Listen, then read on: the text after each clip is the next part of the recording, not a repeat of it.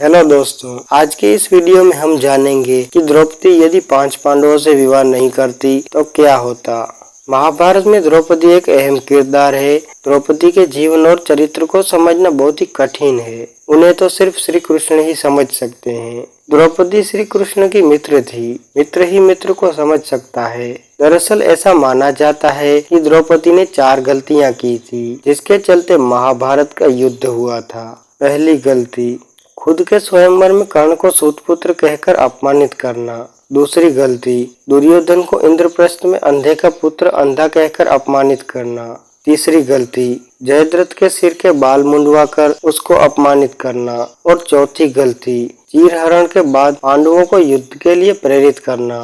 द्रौपदी की इन 5 गलतियों के कारण ही महाभारत का युद्ध हुआ। हालांकि उपरोक्त सभी गलतियों में से तीसरी और चौथी गलती को गलती नहीं मान सकते, क्योंकि यह परिस्थितिवश किया गया था। मतलब यह है कि द्रौपदी ने कर्ण और दुर्योधन को अपमानित किया था। इसके बदले में जयद्रथ और दुर्योधन ने द्रौपदी को अपमानित किया। लेकिन द्रौपदी की एक सबसे बड़ी गलती थी कि उसने पांडवों के साथ विवाह करने की मंजूरी दे दी। दरअसल अर्जुन ने स्वयंवर की प्रतियोगिता को जीत लिया था, लेकिन किन्हीं परिस्थितियों में द्रौपदी यदि 5 पांडवों की पत्नी बनना स्वीकार नहीं करती तो आज इतिहास कुछ और होता। द्रौपदी कुंती के कहने पर या स्वयंवर के बाद युधिष्ठिर या वेदव्यास के कहने पर 5 पांडवों से विवाह करना स्वीकार किया था।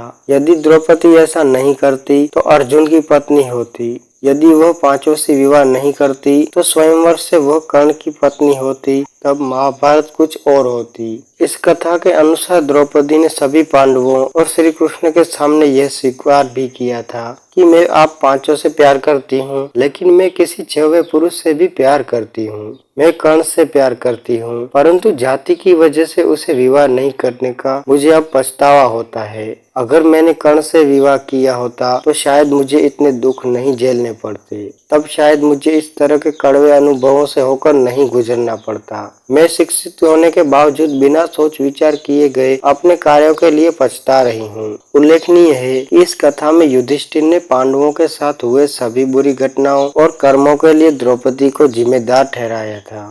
दोस्तों, आज की इस वीडियो से आपको महाभारत की इस कथा के बारे में काफी कुछ जानने को मिला होगा। अगर आपको यह वीडियो पसंद आया है तो वीडियो को लाइक तथा शेयर करना ना भूलें और मेरे चैनल को सब्सक्राइब करें। धन्यवाद।